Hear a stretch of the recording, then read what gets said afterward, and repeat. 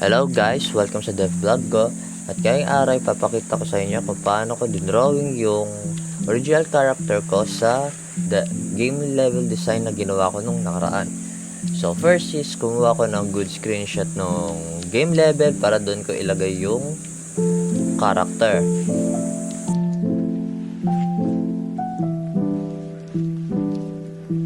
So kumuha ko ng reference dito sa part na to.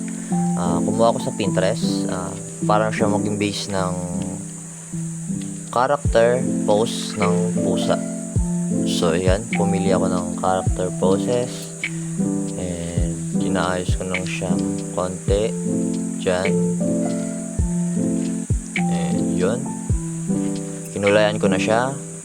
By the way, kulay itim si Shinichiro and pusa siya. Yun yung original character ko sa game level na yun, since mahilig siyang pumunta dyan sa plaza or sa food court. So ayun,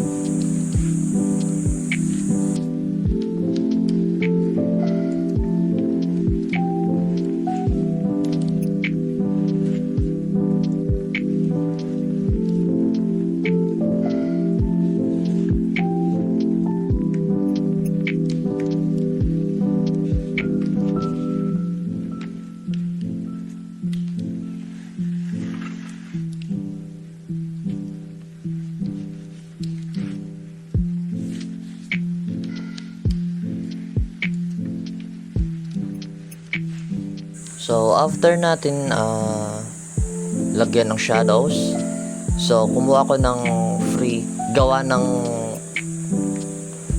asset sa Ibis Paint na mga pusa para maging kasama niya dyan sa food court. And ayan, libre lang po siya sa sa Ibis Paint. And ayun na, gawa na yung game level design natin, and thanks for watching. Sa susunod po ulit.